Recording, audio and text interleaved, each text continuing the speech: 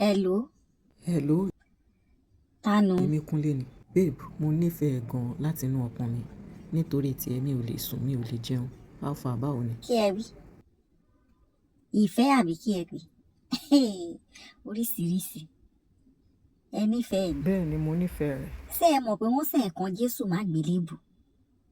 Ihun tó wí lórí igi àgbélébù ni kó parí. Ó parí òun túmọ̀ sí pé ìfẹ́ parí. Ẹjọ́ ta ń lè kú fún yàn lórí igi àgbélébù? Du arákùnrin só lè kú fún mi. Ń kú fún ọ bó o bá fẹ́. O lè kú fún mi. Ó dà kò burú. Sórí dátà tí mò ń lò báyìí. 10,000 ni mo máa ń ṣe lóṣooṣù. Gáàsì tí mò ń lò 12.5 kg ni. Ó ti tán. Mo fẹ́ fìlẹ̀ rẹ̀ 20,000 péré nìyẹn. So wá rí wọdúrópù mi, mo fẹ́ pààrọ̀ gbogbo aṣọ tí ń bẹ nínú rẹ̀.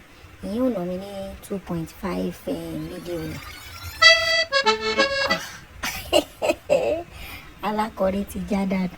Ó sì lóun fẹ́ràn mi, òun ó kú fún mi. SELE yìí rẹ́dí àti kú. Kí ló ṣayé àwọn ọkùnrin báyìí? Love yìí ni. Ẹ jọ̀ọ́ kò tiẹ̀ sí respect fún love yìí mọ́. Ẹ jẹ́ àwa nǹkan mi fún love yìí o. Love yìí náà lọ́rùn. Love ni. Ó lè ti sọ I love you fún èèyàn bíi 15. Mo fẹ́ràn rẹ. Ó yẹ ká wórúkọ mi fún fẹ́. Àbá.